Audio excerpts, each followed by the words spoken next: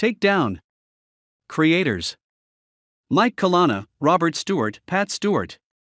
71474755670. Logline: a young college basketball coach and family man is content with the status quo, but other forces have different ideas in mind for him, and he soon faces charges of murder and immoral/lewd conduct. Synopsis: a veteran CIA agent has gone missing. It transpires that he is being kept in a remote cave in the Middle East where he is chained to a wall while awaiting a very unpleasant prospect. He's to star in a snuff movie that will feature him being skinned alive, among other tortures. This has been arranged by his nemesis, Badr, a wealthy man with many faces and a hand in a good number of illicit enterprises. His heart is not pure, which is to be seen. Through a stroke of ingenuity, the manacled agent, Dink Getty, escapes the cave and is making his way down a mined mountain trail when he hears a great tumult ahead, and, closer, he sees that an Arabic woman is about to be the victim in a public stoning. Very close now, a blood-hungry local is about to brain the woman, Zara, with a rock when Dink steps forward and shoots the man in the head. He manages to take the woman back up the trail, but several members of the mob are in pursuit. All are armed, while Dink is in possession of a pistol that now has but 3 bullets remaining in it. Eventually, utilizing a good number of unorthodox ploys, he eliminates the pursuers, but he has been badly cut up in the process, and the rescued woman, a recent rape victim, has also sustained numerous injuries.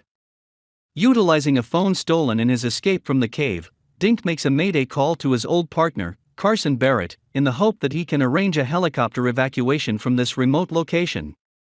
The chopper arrives, but since there's no place to land it, a rope ladder is lowered for Dink and Zara, but Dink isn't strong enough to ascend the ladder, but a man he doesn't recognize is able to get him aboard. That man is Carson. However, a disoriented Dink is unable to recognize Carson, primarily because his appearance has been altered. His longtime partner now looks many years younger than previously.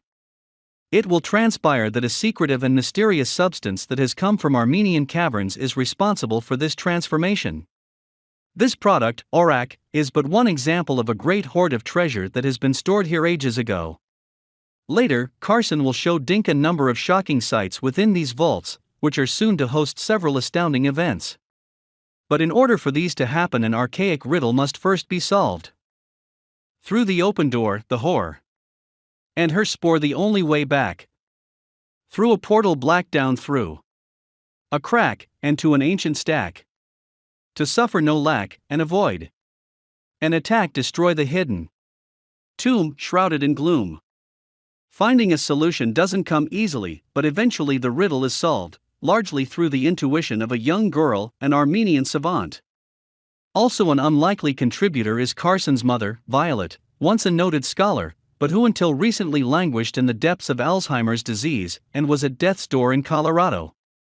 But then she underwent a pair of airplane trips, and before long began to be dosed with Orak, resulting in an amazing recovery of intellect. Barrett himself had also been forced to go dark, due to a pair of bent American agents stationed in Dubai, and involved in a massive counterfeit money operation, an operation intended to bring the world into an electronic monetary system. Carson has found sanctuary in Armenia quite near historic Mount Ararat, and has integrated himself into a group, the Armenian Christian Society, that has been tasked by government to administer the complex of deep and mysterious caverns in this area, which are associated with the time of the landing of Noah's Ark in this locale. Dink will eventually learn that the race of hybrid beings that had once dwelt here, and were responsible for mining and storing the treasures within the caverns, were the biblical giants, the Nephilim, a rebellious and bloodthirsty order of fallen angels who had resided here many years until the flood of Genesis. In fact, these cannibalistic pagans were the target of the flood. As punishment, the Creator drowned them all, along with corrupted mankind with the exception of just 8 people. However, the genetic code of one of these 8 carried Nephilim DNA, which resulted in the reappearance of this race throughout the Middle East, and was a great menace to the land and people of Israel. Early in this saga, ex-Marine Grady Barrett, a young college basketball coach and family man, is content with the status quo, but other forces have different ideas in mind for him, and he soon faces charges of murder and immoral/lewd conduct. An alternative to a prison sentence is an offer instead of a life in the Arabian Gulf, where he will be coaching a touring U.S. military hoop team while living in Dubai and, as needed, take part in covert activities.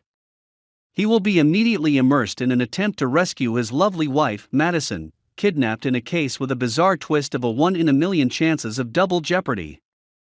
Grady has no idea that he and his family are essentially bait. Because nefarious parties want to eliminate Carson, who has mistakenly been sent a report that he was never meant to see. Grady, his dad, and old friend Dink will all be utilized in confronting espionage, murders, counterfeiting schemes, and hostage rescue. Confronted with several layers of problems, Grady and allies are tasked with taking them each down. These allies include American Special Forces, Israeli skunk spray, a precocious 7-year-old daughter, and an Afghanistan militarily trained dog with no ears.